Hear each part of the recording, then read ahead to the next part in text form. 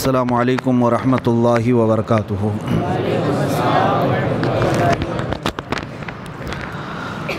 الحمد للہ وکفا وسلام علی حبیبہ المصطفیٰ، اما بعد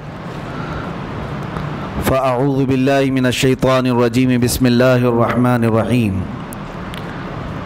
وذکر فإن الذکریٰ تنفع المؤمنین، صدق اللہ مولانا العظیم۔ بارگاہ رسالت مآب صلی اللہ علیہ وسلم میں درود پاک کا ہدیہ پیش کریں۔ عزیزان گرامی وقار، آج محفل ذکر قائم کی گئی ہے۔ اللہ تبارک و تعالیٰ نے قرآن عظیم میں ارشاد فرمایا، وذکر فإن الذکریٰ تنفع المؤمنین، اور یاد دلاؤ مومنوں کو، ذکر کرو، اس لیے کہ یہ ذکر مومنوں کو نفع پہنچتا ہے، نفع دیتا ہے۔ الا بذکر اللہ تطمئن القلوب، آگاہ ہو جاؤ، مومنوں کے دل کا سکون اللہ کے ذکر میں ہے۔ ہم جب دنیا میں تھک جاتے ہیں تو سستانے کے لیے، سکون لینے کے لیے اچھی جگہوں کی تلاش کرتے ہیں۔ نبی پاک صلی اللہ تعالیٰ علیہ وسلم مسجد نبوی شریف میں ایک مرتبہ تشریف لائے تو دیکھا دو محفلیں لگی ہوئی تھیں صحابہ کی۔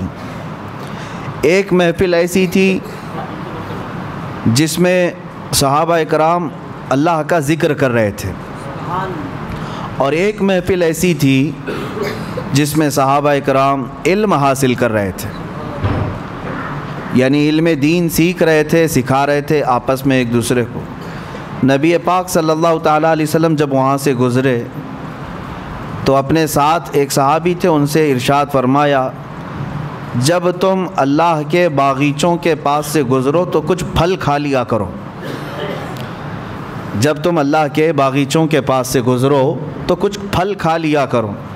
صحابہ اکرام نے عرض کیا، یا رسول اللہ، اللہ کے باغیچے کیا ہیں اور پھل کیا ہے؟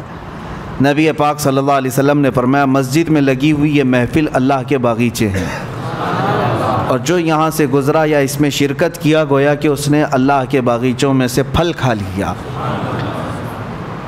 اللہ کے ذکر کی مجالس صحابہ اکرام رضوان اللہ تعالیٰ علیہ مجمعین سے لے کر آج تک چلی آ رہی ہیں۔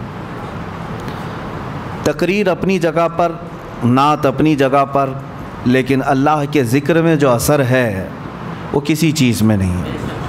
اور پورا قرآن کیا ہے؟ پورا قرآن کا ایک نام پتہ ہے آپ کو؟ قرآن مجید بھی آپ کہتے ہیں، قرآن کریم بھی، لیکن خود قرآن میں قرآن کا نام کیا آیا ہے؟ کئی جگہ پر تو اللہ نے قرآن ہی لفظ استعمال یعنی ارشاد فرمایا ہے، قرآن، لیکن ایک جگہ اس کا نام الگ آیا ہے، انا نحن نزلنا الذکر، بے شک ہم نے ذکر کو نازل کیا ہے۔ یہاں جو ذکر ہے یہ قرآن کا نام ہے، یعنی پورا قرآن ہی اللہ کا ذکر ہے، اس کو ذکر کے نام سے یاد کیا گیا۔ قرآن پاک کا ایک نام ذکر ہے، وَإِنَّا لَهُ لَحَافِظُونَ، جو قرآن کی حفاظت کے لیے سب سے بڑی آیت ہے۔ اللہ نے جو وعدہ فرمایا، ہم نے قرآن کو نازل کیا اور ہم ہی اس کی حفاظت کریں گے، تو یہ جو آیت ہے اس میں قرآن کا نام قرآن نہیں آیا، ذکر آیا ہے، ذکر ہے۔ اور آپ کو میں بتاؤں اس ذکر کا لفظ کتنی جگہ پر قرآن پاک میں آیا، اور قرآن میں ایک بہت ہی اہم تطبیق آپ کو میں بتا دوں، یعنی ریلیشن۔ ایک جگہ قرآن میں یہ فرمایا کہ بے شک ہم نے ذکر نازل فرمایا، ذکر سے مراد یہاں کیا ہے؟ قرآن۔ اور ایک جگہ میں آپ کو بتاتا ہوں، ایک جگہ اللہ تعالیٰ 19ویں پارے کے شروع میں ارشاد فرماتا ہے، یا ویلتا لیتنی لم اتخذ فلانا خلیلا لقد اضلنی عن الذکر۔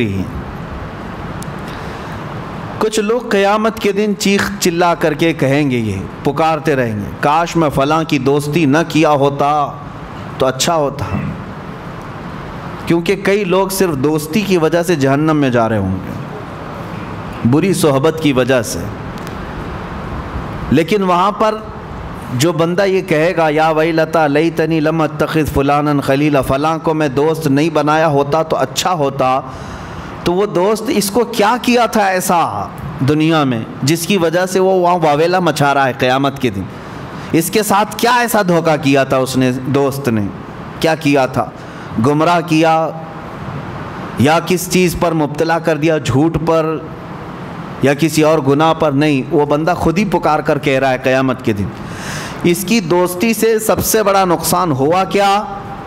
وہ کہتا ہے لقد اضلنی عن الذکر, مجھے اس بندے نے ذکر سے روک دیا تھا, ذکر سے روک دیا تھا.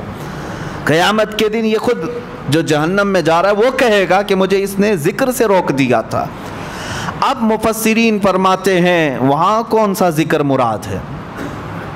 ایک تو قرآن کا نام ذکر ہے, اور ایک جو قیامت کے دن بندہ کہہ رہا ہے مجھے فلاں کی دوستی نے جہنم تک پہنچانے کا راستہ آسان کر دیا, میں اس کی دوستی نہ کرتا تو اچھا ہوتا. کیوں؟ اس لیے کہ اس نے مجھے ذکر سے روکا. وہ کون سا ذکر ہے؟ مفسرین فرماتے ہیں وہاں ذکر سے مراد محمد الرسول اللہ کی ذات ہے. حیرت کی بات نہیں ہے, ایک جگہ پورے قرآن کا نام ذکر ہے اور ایک جگہ میرے آقا کا نام ذکر ہے. پتہ یہ چلا کہ قرآن پڑھو تو ذکر الہی ہے, نعت رسول پڑھو تو بھی ذکر الہی. اسی کو اعلیٰ حضرت نے کیا فرمایا ہے, ذکر خدا جو ان سے جدا چاہو نجدیو, ذکر خدا جو ان سے جدا چاہو نجدیو, واللہ ذکر حق نہیں کنجی سقر کی ہے. مطلب کیا ہے؟ سقر جہنم کو کہتے ہیں. اگر کوئی یہ کہتا ہے کہ اللہ اللہ اللہ اللہ کہنے کا نام ذکر ہے, اعلیٰ حضرت فرماتے ہیں ذکر حق نہیں. اگر تو حضور کو چھوڑ کر کے کرنا چاہے ذکر, یہ ذکر نہیں, کنجی سقر کی ہے, یہ جہنم کی چابی ہے. بے ان کے واسطے خدا کچھ عطا کرے, ہاشا, غلط غلط, یہ ہوس بے بصر کی ہے. اعلیٰ حضرت فرماتے ہیں حضور کو چھوڑ کر تو اگر ذکر کے بارے میں کہتا ہے. الحمدللہ ہماری یہ مجالس اسی بات کی امتیازی شان رکھتی ہے کہ چاہے ہم اللہ کے ذکر کی مجلس سجائیں لیکن نعت رسول سے شروع کرتے ہیں. کیوں؟ ذکر کس کا نام ہے؟ ایک تو قرآن کا نام بھی ذکر ہے, اور دوسرا رسول اللہ کی ذات کا نام بھی ذکر ہے. قرآن میں دونوں جگہ ذکر کا معنی ہے. اچھا, اور آپ کو میں بتاؤں, بعض لوگ جن کے پیٹ میں درد ہوتا ہے جب ہم رسول پاک کو نور کہتے ہیں, وہ یہ کہتے ہیں کہ نہیں, نور یہاں پر جو ہے نا اس سے مراد قرآن ہے. نور کا مطلب قرآن ہے. وہ یہ کہتے ہیں نور کا مطلب قرآن ہے. جیسے اللہ تبارک و تعالیٰ نے قرآن پاک میں ہی ارشاد فرمایا کہ قد جاءکم من اللہ نور و کتاب مبین. حیرت کی بات ہے, پڑھے لکھے لوگ اگر گمراہ ہو جائیں تو تعجب تو ہوتا ہی ہے. میں آپ کو بتاتا ہوں ایک مثال. آپ کو ایک ہی چیز کو میں دو ناموں پہ اگر بولوں تو آپ کہیں گے یہ زبردستی کیوں بول رہے ہیں آپ. مطلب اگر آپ سے میں کہوں کہ میں اپنے سر پر امامہ باندھا ہوں, ایک چیز ہو گئی. پھر کہو نہیں میں نے کپڑا باندھا ہے, کیا مطلب ہوا اس کا؟ امامہ کس چیز کا ہوتا ہے؟ کپڑے کا ہی ہے. الگ الگ چیز ذکر تو نہیں ہوتی. لیکن قرآن جب یہ کہہ رہا ہے قد جاءکم من اللہ نور و کتاب مبین, اس آیت میں صاف ہے, اللہ فرماتا ہے بے شک اللہ کی طرف سے تمہارے پاس نور آیا اور روشن کتاب آئی. قرآن کا ہی نام اگر نور ہے تو پھر کتاب مبین کا مطلب کیا ہے؟ نور اگر قرآن ہی ہے تو پھر کتاب مبین الگ سے کیوں آیا؟ یہاں تمہیں پتہ یہ سمجھنا ہوگا قرآن کی بلاغت, عربی کی بلاغت, یہاں نور سے مراد میرے مصطفیٰ کی ذات ہے. اب میں آپ کو تسلیم کرتے ہوئے یہ بھی بتا دوں کہ ہاں جو لوگ کہتے ہیں کہ قرآن ہی نور ہے, غلط نہیں, ہم بھی تسلیم کرتے ہیں. بعض جگہ قرآن کو بھی نور کہا گیا ہے, اور کیوں نہ ہو, اللہ کا علم ہے, اللہ کی صفت ہے, تو نور تو ہے ہی, بلکہ نور علی نور ہے. قرآن بھی نور ہے اور رسول اللہ کی ذات بھی نور ہے. اب دیکھیے دو چیزوں میں نے آپ کو بتایا, ایک ہی نام چل رہا ہے. قرآن کا نام ذکر بھی ہے اور رسول اللہ کا نام ذکر ہے. قرآن کا نام نور ہے, رسول اللہ کا نام نور ہے, اور آگے میں آپ کو بتاتا ہوں. ابھی بھی آپ کے سامنے شاعر پڑھ بھی رہے تھے بیدم وارسی رحمۃ اللہ تعالیٰ علیہ نے، اس میں یہ بھی فرمایا ہے کہ قرآن یعنی قرآن کتاب جو آئی ہے اس سے پہلے ہی ایک کتاب آئی ہے. قرآن اللہ کی کتاب ہے، کتاب آئی ہے لیکن اس سے پہلے ایک کتاب آئی ہے. اس سے مراد تورات زبور انجیل نہیں، رسول اللہ کی ذات ہے. یعنی کتاب کا لفظ حدیث میں حضور کی ذات کو بھی کہا گیا ہے اور قرآن کو بھی کہا گیا ہے.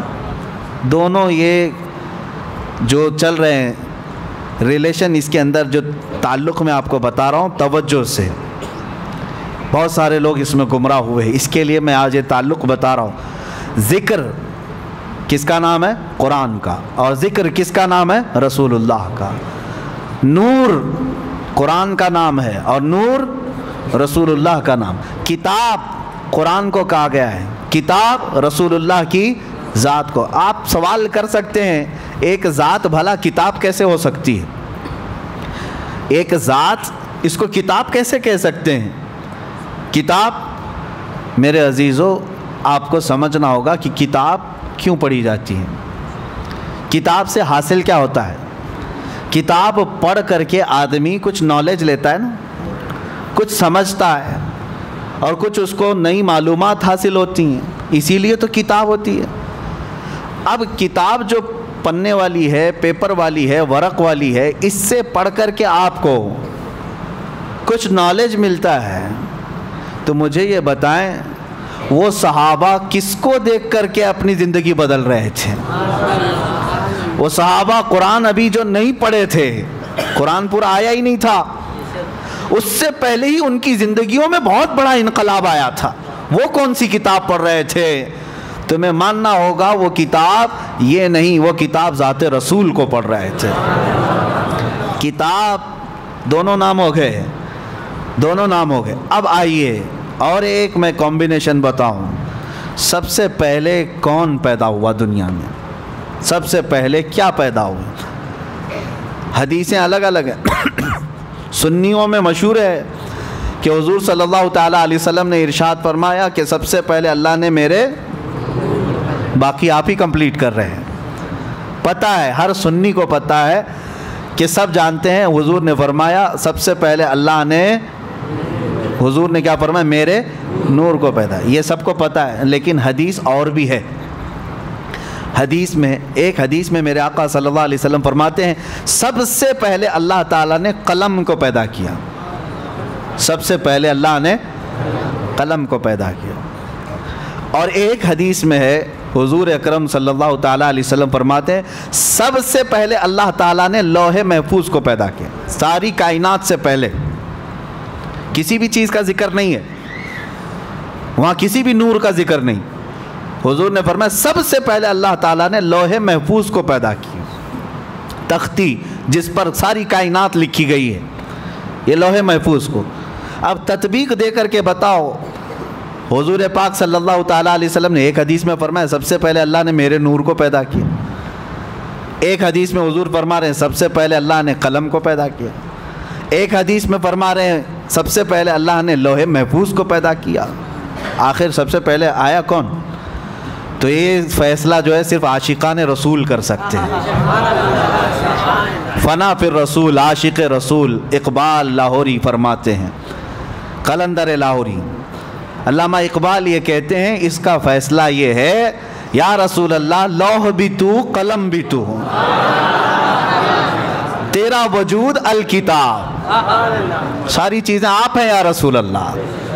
جو حدیث میں حضور نے فرمایا لوح پہلے پیدا ہوا، قلم پہلے پیدا ہوا، کتاب پہلے پیدا ہوئی، اقبال نے کہہ دیا یہ ساری چیزیں نام الگ الگ ہیں، سب کا مراد ایک ہی ہے یا رسول اللہ لوح بھی تو قلم بھی تو، تیرا وجود الکتاب، گنبد آبگینہ رنگ تیرے محیط میں حباب. اور پھر ایک جگہ اقبال یہ کہتے ہیں کہ نگاہ عشق و مستی میں وہی اول وہی آخر. ہاں ایک مسئلہ یہ بھی ہے کہ رسول کریم صلی اللہ تعالیٰ علیہ وسلم سب سے پہلے پیدا ہوئے، سب سے پہلے پیدا ہوئے. اور پھر سب سے اخیر میں آئے، سب سے اخیر میں آئے۔ اس کو بعض شارحین یوں کہتے ہیں کہ بیج زمین میں بویا جاتا ہے، زمین میں سب سے پہلی چیز کیا ہوئی؟ بیج۔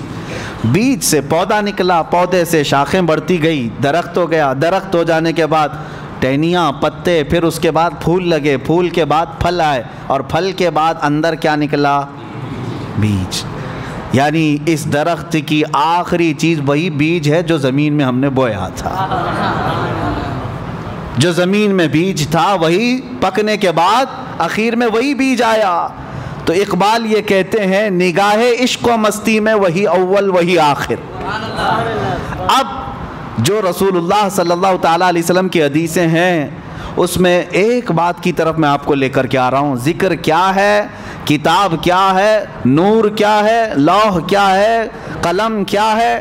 اقبال کہتے ہیں نگاہ عشق و مستی میں وہی اول وہی آخر، وہی قرآن وہی فرقان وہی یاسین وہی طٰہٰ۔ سب ذات رسول اللہ صلی اللہ تعالیٰ علیہ وسلم کی طرف ہے۔ بہرحال میرے عزیزو، ذکر الہی میں اگر نبی پاک صلی اللہ تعالیٰ علیہ وسلم کا ذکر نہ ہو تو پھر وہ ذکر کی مجلس ہی نہیں ہے، ذکر کی مجلس ہی نہیں ہے۔ اور اگر کوئی پہنچا ہوا آدمی دعویٰ کرتا ہے کہ فلاں بہت پہنچے ہوئے ہیں، اللہ والے ہیں، اور ان کے اندر شریعت ہے ہی نہیں، میرے آقا صلی اللہ علیہ وسلم کی محبت ہے ہی نہیں، تو سمجھ لینا کہ وہ کھلا شیطان ہے۔ چاہے وہ تمہارے سامنے شعبدہ بازی کر کے دکھائے، جس کو تم کرامت سمجھتے ہوں گے، آسمان میں اڑ کر کے دکھائے، پانی میں چل کر کے دکھائے، اگر میرے مصطفیٰ کی محبت نہیں تو وہ شیطان ہے، وہ شیطان ہے۔ کیوں؟ اعلیٰ حضرت نے بھی فرمایا بخدا خدا کا یہی ہے در، اللہ تک پہنچنا ہے تو میرے مصطفیٰ کی ذات سے ہی جانا ہوگا، نہیں اور کوئی مفر مقر، جو وہاں سے ہو یہیں آ کے ہو، جو یہاں نہیں تو وہاں نہیں۔ حضور پاک صلی اللہ تعالیٰ علیہ وسلم کی طرف ہم سب کو چلنا ہے۔ عزیزان گرامی وقار، میں تقریر کی غرض سے نہیں بیٹھا، مجلس ذکر ہماری قائم کرنی ہے، اس سے پہلے دلوں کو گرم ہونا بھی ضروری ہے، اور ہمیں پتہ ہے سنیوں کے دل گرم ہوتے ہیں تو نام مصطفیٰ سے ہوتے ہیں، اور جب تڑپ پیدا ہو جائے میرے مصطفیٰ کی محبت کی تو دل جب کھل جاتا ہے اور اللہ کے ذکر کی برکتیں اس میں اترنے لگتی ہیں۔ جو بند دل ہیں یا زنگ آلود ہیں اس کو چھانٹنے کے لیے میرے مصطفیٰ کا ذکر کافی ہے۔ جس کے سینے میں محبت مصطفیٰ ہو وہ یاد آتے ہی اس کا دل مچلنے لگتا ہے، دل دھڑکنے لگتا ہے، اور جب دل دھڑکنے لگے تو اس گرما گرمی میں ہی اسے سب کچھ دیا جاتا ہے۔ آپ کو پتہ ہے بہت ساری چیزیں نقش کرنے کے لیے تپانا پڑتا ہے۔ ہاں، سونے کو نقش کرنے کے لیے پہلے آگ میں تپایا جاتا ہے، جب وہ گرم ہو جائے تو چھوٹی سی ہتھوڑی سے اس پر اچھا خاصا نقش بن جاتا ہے۔ تو ہمیں پہلے اپنے دل کو تپانا ہے عشق مصطفیٰ میں، پھر ذکر الہی کی ضرب لگاؤ اس دل پر، دیکھنا پھر نقش بنتا چلا جائے گا، نقش بنتا چلا جائے گا۔ لیکن جتنے بھی اذکار ہیں، جتنے بھی ذکر آپ کریں گے، بے عشق مصطفیٰ کے کچھ نہیں۔ ہمارے بزرگوں نے فرمایا، بہت سارے مدرسے ہیں آج، ہاں، حضور کی گستاخی بھی کرتے ہیں اور بخاری بھی پڑھاتے ہیں، حضور پاک صلی اللہ تعالیٰ علیہ وسلم کی توہین بھی چلتی ہے، حضور کو ہلکا جانتے ہیں، کبھی بڑا بھائی، کبھی پیٹھ پیچھے کا علم نہیں، یہ ساری باتیں، لیکن پھر حضور کی حدیثیں بھی پڑھتے ہیں، وہ بخاری بھی یاد ہے ان کو۔ یہ کیا مسئلہ ہے؟ تو ان کے لیے کہا گیا یہ صرف اور صرف اوپر کا مسئلہ ہے، بے عشق مصطفیٰ پڑھتے ہیں جو بخاری۔ ہمارے بزرگوں نے فرمایا بے عشق مصطفیٰ پڑھتے ہیں جو بخاری، آتا ہے بخار ان کو، آتی نہیں بخاری۔ بخاری کا مطلب یہ نہیں ہے کہ انما الاعمال بالنیات پڑھ دیا، کلمتان حبیبتان الی الرحمن حدیث پڑھ دیا۔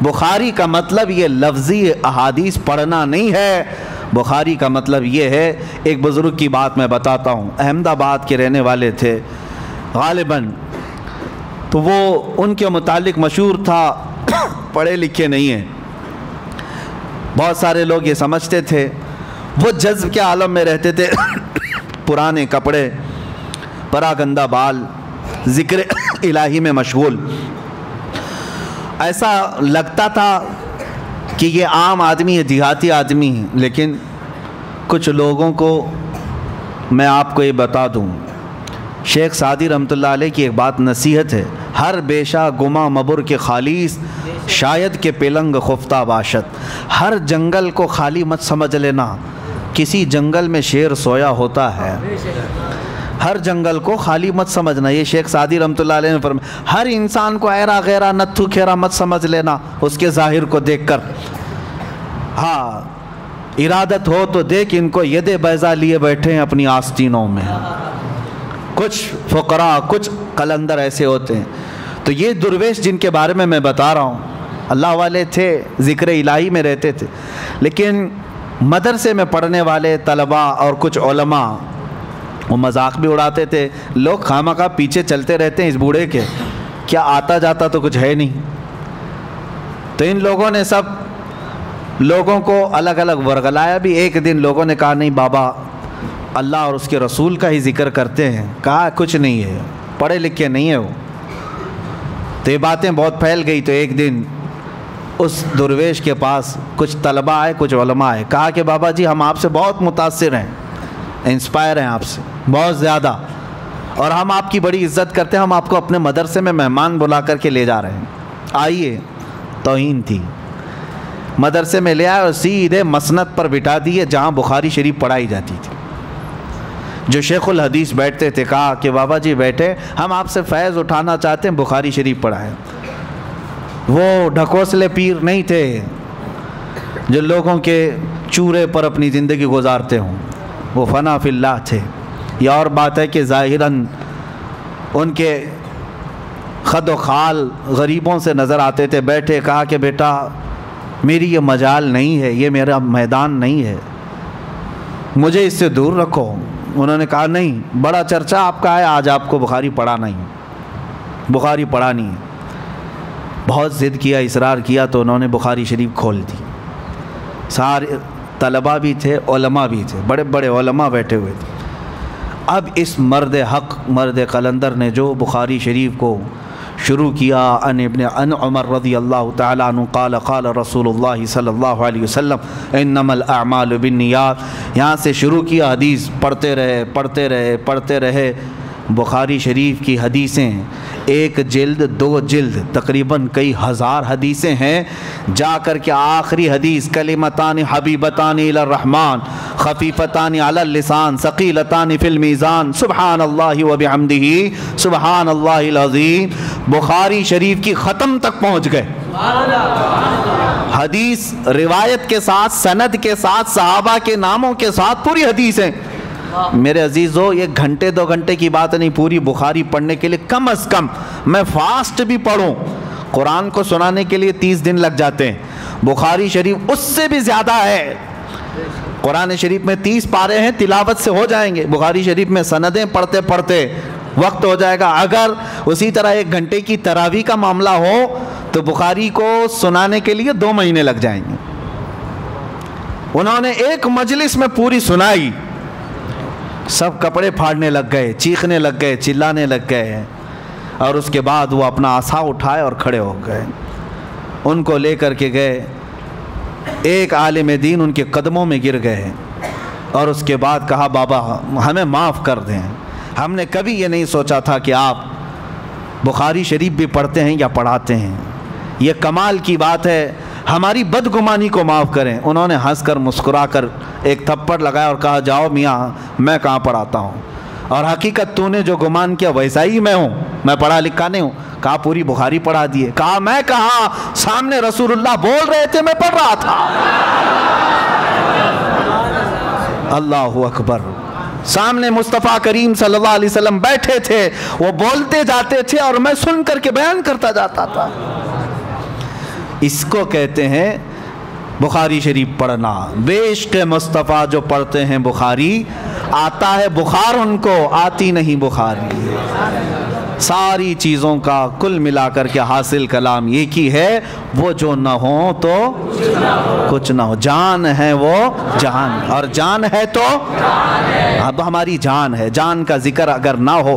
آخری بات میں عرض کرتا ہوں، آپ کو پتہ ہے غار ثور میں جب مصطفیٰ کریم صلی اللہ تعالیٰ علیہ وسلم تھے، حضرت ابوبکر صدیق کے ساتھ کفار مشرکین ارد گرد گھومتے دیکھ کر کے چلے گئے، نظر کیوں نہیں آئے؟ سبوں نے اپنا اپنا الگ الگ انداز بیان کیا ہے کہ اللہ نے حفاظت فرمائی، مکڑی کے جال بن دیے تھے، کبوتری نے انڈے دے دیے تھے، اللہ تعالیٰ نے اپنے حبیب کی اور ان کے صاحب کی حفاظت فرمائی۔ لیکن عاشق رسول کیا کہتا ہے؟ ہاں، حسان الہند امام اہل سنت فاضل بریلوی کہتے ہیں کہ یہ عدو کا مطلب ہے دشمن۔ ہاں، عدو دشمن کو کہتے ہیں۔ جان ہے، جان کیا نظر آئے؟ جان ہے، جان کیا نظر آئے؟ کیوں عدو گرد غار پھرتے ہیں؟ اعلیٰ حضرت فرماتے ہیں یہ دشمن غار کے ارد گرد کیوں پھر رہے ہیں؟ میاں جان جو ہے جب اللہ تبارک و تعالی ہمارے اندر رکھا ہمیں نظر نہیں آتی، تو کبھی کبھار جان کو اللہ تبارک و تعالیٰ ایسا محفوظ رکھا ہے کہ ہمیں بھی نظر نہیں آتی۔ اعلیٰ حضرت نے فرمایا وہ جان ہے پوری کائنات کی، کیوں عدو گرد غار پھرتے ہیں، وہ سوئے لالا زار پھرتے ہیں، تیرے دن اے بہار پھرتے ہیں۔ اور کمال کی عاشقی ہے، میرے امام اہل سنت نے فرمایا، اپنا انٹروڈکشن کرایا دنیا کو کیا کہہ کر کے، اس گلی کا گدا ہوں میں جس میں مانگتے تاجدار پھرتے ہیں۔ یا رسول اللہ جو تیرے در سے یار پھرتے ہیں، در بدر یوں ہی خار پھرتے ہیں۔ بس آؤ اس حضور کی طرف، ذکر پاک کی مجلس قائم کرنی ہے، لیکن اپنے دلوں کو عشق مصطفیٰ میں گرم رکھو۔ ہمارے دل کس کے لیے ہیں؟ رسول پاک صلی اللہ تعالیٰ علیہ وسلم کے لیے۔ ہمارے دل کس کے لیے ہیں؟ ہاں، سر سوئے روزہ جھکا پھر تجھ کو کیا، دل تھا ساجد نج دیا پھر تجھ کو کیا۔ اعلیٰ حضرت فرماتے ہیں حضور کے دربار میں جا کر کے سر جھک گیا تھا یا کچھ ہو گیا تھا، نجدی بڑے برہم ہو گئے کہ سجدہ کرتے ہیں، یہ رکوع کرتے ہیں۔ اعلیٰ حضرت فرماتے نہیں میاں، ہم کہاں سجدہ کرتے ہیں، ہم شرک نہیں کرتے۔ اعلیٰ حضرت فرماتے ہیں دل تھا ساجد۔ ساجد کس کو کہتے ہیں؟ سجدہ کرنے والے کو۔ دل سجدہ کیا، اور یہ بات پوری شریعت میں لا کر کے دکھا، کیا دل بھی سجدہ نہیں کر سکتا حضور کے لیے؟ ہاں، جو سجدہ حرام ہے، جو سجدہ شرک ہے، وہ پیشانی کا سجدہ ہے۔ پیشانی کا سجدہ حرام ہے، سوائے اللہ کے کسی کو نہیں کر سکتے، اور عبادت کا ہو تو شرک ہے۔ لیکن دل اگر سجدے میں چلا جاتا ہے، دل جھکا ہے، تو اس کو پیشانی جھکانے کی ضرورت نہیں۔ اگر رسول اللہ کی بارگاہ میں دل جھکا ہے، اعلیٰ حضرت فرماتے ہیں دل تھا ساجد نج دیا پھر تجھ کو کیا۔ اور مفتی اعظم ہند رضی اللہ تعالیٰ عنہ یوں فرماتے ہیں لوگوں تم صرف ہمارے ظاہر کو دیکھتے ہو، ادھر جھک گئے ادھر جھک گئے، حقیقت میں ہم سجدے کے لیے نہیں جھکتے ہیں، سجدے کے لیے نہیں جھکتے ہیں۔ سنگے در جانا پر کرتا ہوں جبیں سائی۔ جبیں سائی کس کو کہتے ہیں؟ سر جھکا دینے کو۔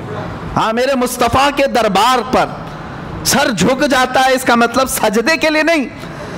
سنگے در جانا پر کرتا ہوں جبیں سائی، سجدہ نہ سمجھ نجدی سر دیتا ہوں نذرانہ۔